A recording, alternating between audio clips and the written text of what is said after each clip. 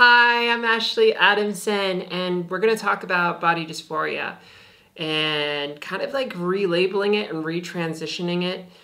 I've probably been talking about this for the past week on a couple videos, so this is a little different as I've been processing, thinking about it and talking about it and want to share. So last night on my Discord group, it was my first time that we had a random spontaneous video chat with a bunch of other people. And it was so cool. And we had someone join who had just finished having their vaginoplasty. And she shared that she was surprised at the completion of her vaginoplasty, how she felt and how she doesn't really have body dysphoria anymore. It's just all gone. She still has self-esteem issues with kind of like how she sees herself, but that's more of what she's categorizing as just woman problems rather than trans woman problems. And I thought this was a really great positioning in thinking about yourself, because as a trans person, we can get often focused on the body dysphoria and look and critique ourselves and see, what we like and what we don't like. And for me personally, I don't know about you, but for me, I look in the mirror and I try my best to really help myself resolve and feel good about these things. But I also can't help but feel imperfect in my feminine presentation at times, and maybe like a little bit more judgmental than I should be. How about you? Like, how do you treat yourself in the mirror when you look in the mirror? And do you judge yourself? Like, how do you work with that?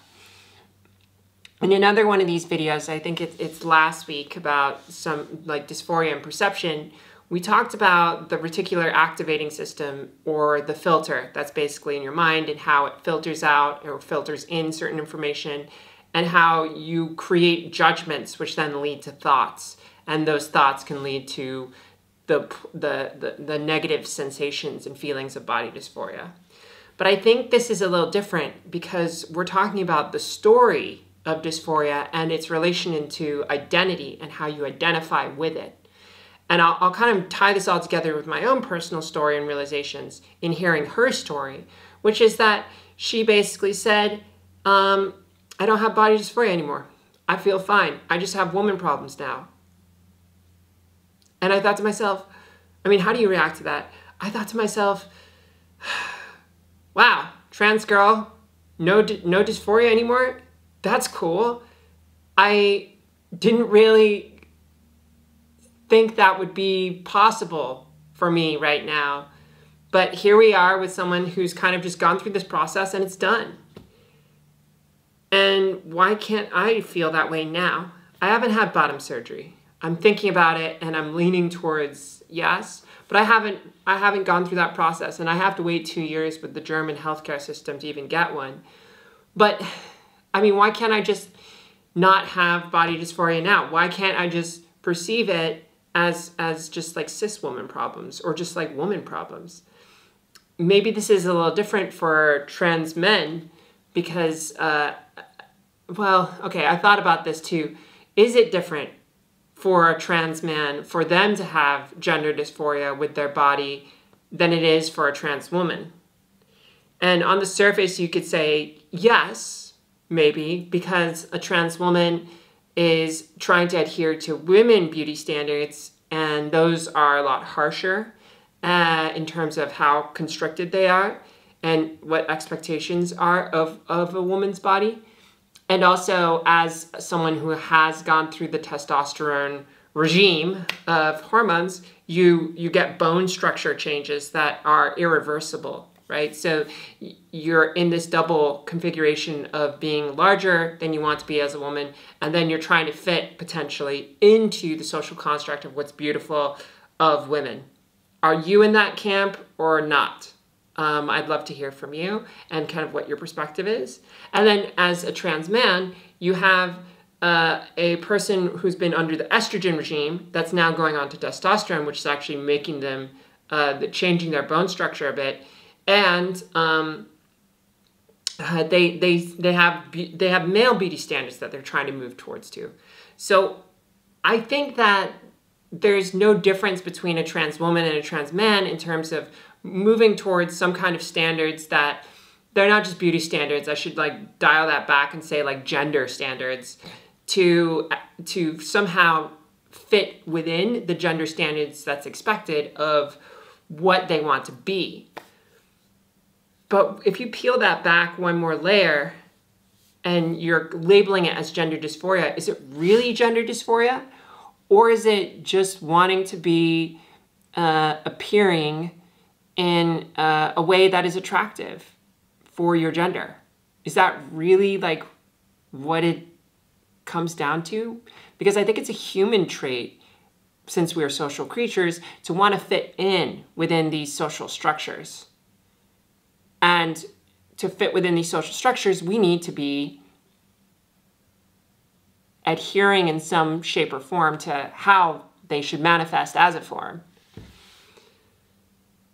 And maybe this is getting a little complicated, so let me dial it back. Can I reposition, and maybe this is for you as well, can you reposition your relationship with body and gender dysphoria, which is this never-ending struggle that I don't know can ever resolve itself, by just changing your narrative and saying, maybe my dysphoria is just my like feelings of not being aesthetically pleasing as a woman, or as aesthetically pleasing as I want to be as a woman, or as aesthetically pleasing as I want to be as a man. Because when I look at my body and I look at myself, I can see all of those things that are flaws.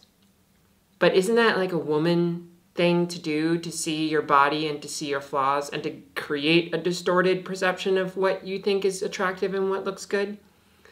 That's the kind of thing that I'm trying to get at here, is maybe I'm actually validating my womanhood by having my own my self-analysis and perception of what's good and what's not in my own body. And I think this concept can be extended to trans men as well, but maybe it's a little different in just like what is feeling right for being in your masculine form. Does that make sense? I don't know. I'd love to hear from you in what your experience has been, and if you think there's a possibility of relabeling your own experience in your story, because how much is your body dysphoria associated with your identity of you being trans, and how attached are you to that identity? If I say, who are you, do you put trans somewhere in there?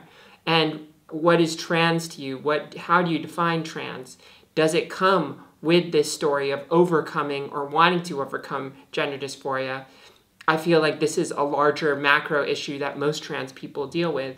And is that issue with gender dysphoria, is that really just a human issue of wanting to fit in within the gender that you want to be?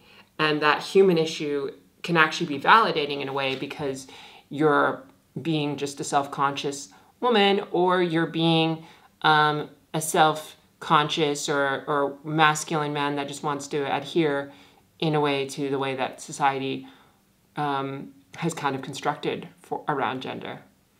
Interesting thinking to think about. Thanks for joining me today. I'll see you in another episode. Bye.